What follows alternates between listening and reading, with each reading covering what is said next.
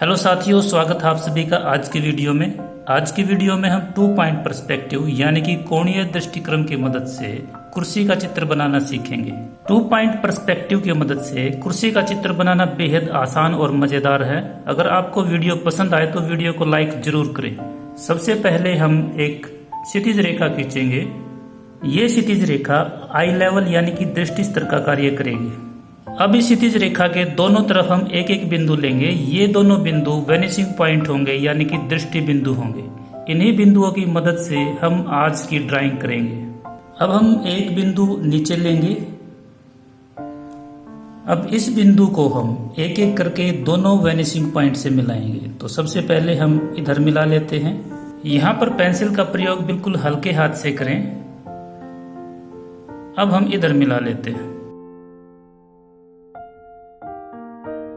अब इन दोनों लाइनों के ऊपर 2 बिंदु और ले लेते हैं हम, एक इधर और एक इधर। इस बिंदु को हम इधर इस वेनिशिंग पॉइंट से मिलाएंगे और इसी प्रकार से दूसरे बिंदु को हम दूसरे वेनिशिंग पॉइंट से मिलाएंगे।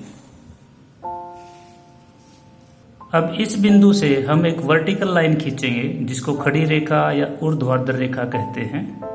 अब इस रेखा की ऊंचाई निर्धारित करेंगे। ये कुर्सी का नीचे वाला भाग होगा। इसके अब इस बिंदु को हम दोनों वेनिशिंग पॉइंट से मिला देंगे।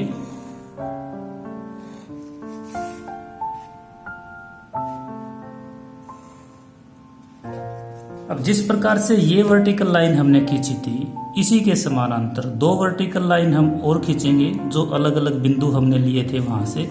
एक यहां से होगी और एक यहां से होगी। ये दोनों लाइनें बीच वाली लाइन के समानांतर होगी। अब ये लाइनें ऊपर वाली लाइन को एक यहाँ पर काट जाती है और एक यहाँ पर। इन बिंदुओं को एक बार फिर हम वेनिशिंग पॉइंट से मिलाएंगे।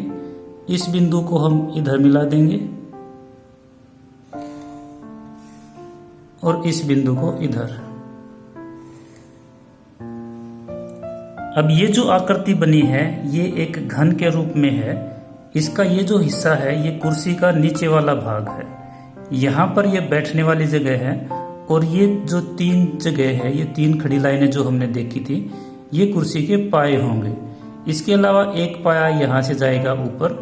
अब ये जो हिस्सा होता है इसकी कुछ मोटाई होती है, तो वो मोटाई हम एक बार निर्धारित कर लेते हैं और इस पॉइंट को हम एक बार फिर दोनों तरफ वेनिशिंग पॉइंट से मिलाएंगे।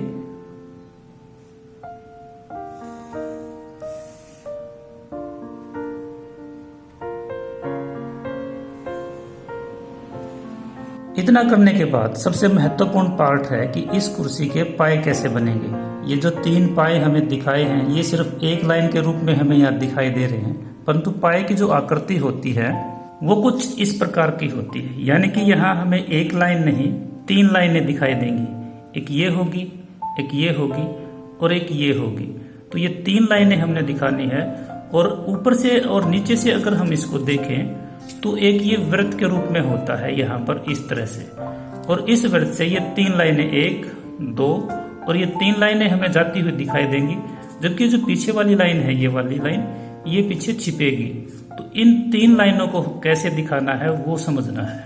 अब अगर ये जो पार्ट है कुर्सी का ये वाला पार्ट है और इसके नीचे अगर पाया कुछ इस तरह से लगा है तो इसका ये जो भाग है ये पाए के एक तरफ होगा और ये जो लाइन है ये वाली लाइन, इस लाइन के साथ ये लाइन होगी और इसी प्रकार से इस लाइन के साथ ये वाली लाइन होगी। ये तब होगा जब पाया इस भाग के अंदर लगा हो। अगर बाहर लगा है इस प्रकार से तो अलग स्ट्रक्चर होता है और अंदर लगा है तो अलग होता है। तो हम मान के चलेंगे कि चारों के चारों पाए यहाँ पर इसके हिस्से इस हिस्से के अंदर लगे हैं। अब चूंकि पाए अंदर लगे हैं तो पाए का जो 3 लाइनें हमें दिखाई देगी, एक इधर से दिखाई देगी और दूसरी इधर से। यहाँ से हम एक लाइन खींचेंगे जो इस वेनिशिंग पॉइंट को मिलाएगी।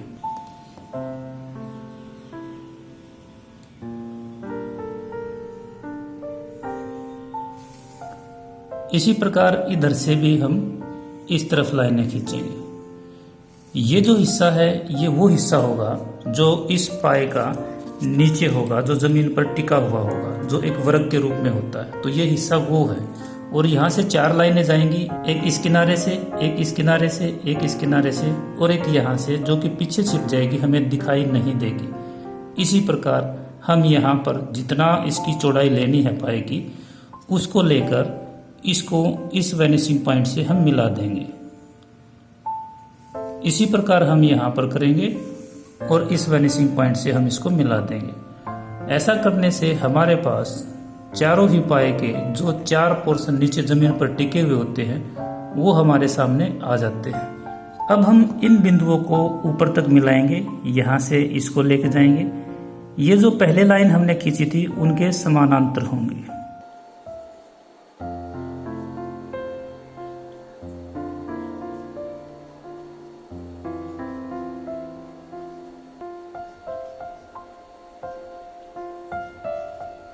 यहाँ पर हम 2 ही लाइनें दिखाएंगे, एक ये एक ये। इस पॉइंट से जो लाइन जाएगी वो इस पाए के पीछे छिप जाएगी। इसके बाद इन 3 लाइनों में ये जो बीच वाली लाइन है, अगर ध्यान से देखोगे तो ये सबसे आगे है, इसको हम ऊपर की तरफ लेके जाएंगे।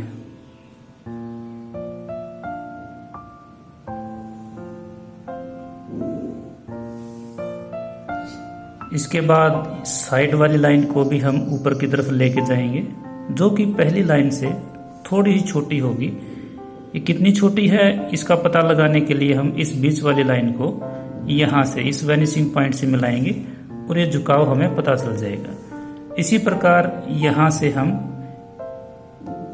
एक लाइन और लेके जाएंगे जो पहले वाली लाइनों के समानांतर होगी। अब इस बीच वाली लाइन को हम इधर के वैनिशिंग पॉइंट से मिलाते हैं तो इसके झुकाव का भी हमें पता चल जाएगा। इसको हम आगे बढ़ा देते हैं। इसी प्रकार जैसे ये 3 लाइनें थी, इनको हम ऊपर की तरफ लेके गए, वैसे ही यहाँ पर भी 3 लाइनें हैं। तो सबसे पहले हम बीच वाली लाइन को ऊपर की तरफ लेके जाएंगे।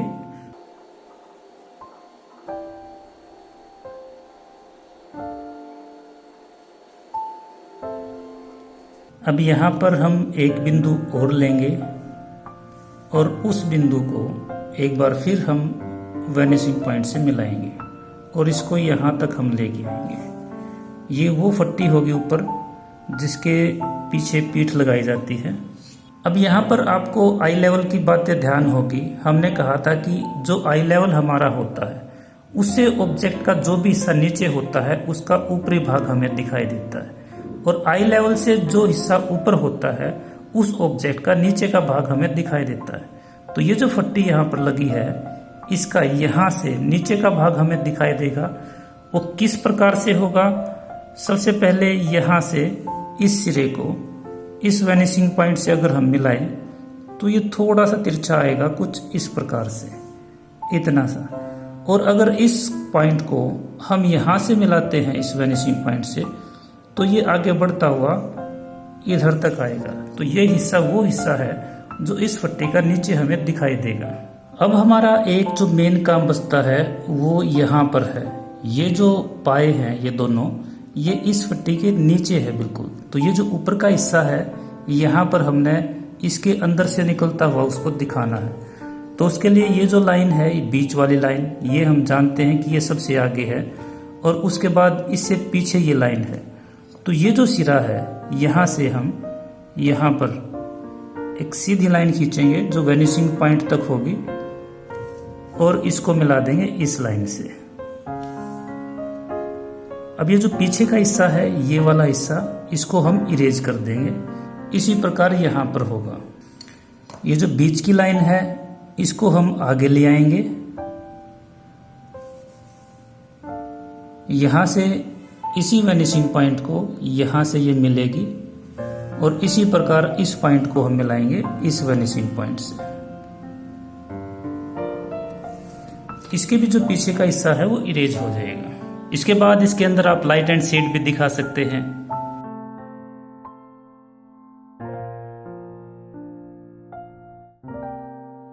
आपको ये वीडियो कैसी लगी कमेंट करके जरूर बताएं, और अगर वीडियो से संबंधित आपका कोई प्रश्न है या किसी प्रकार का कोई डाउट है तो आप कमेंट करके पूछ सकते हैं। आज की वीडियो में इतना ही। जल्द ही अगली वीडियो में एक बार फिर मिलेंगे किसी नए टॉपिक के साथ। तब तक अपना ध्यान रखें, प्रैक्टिस करते रहें। Thank you.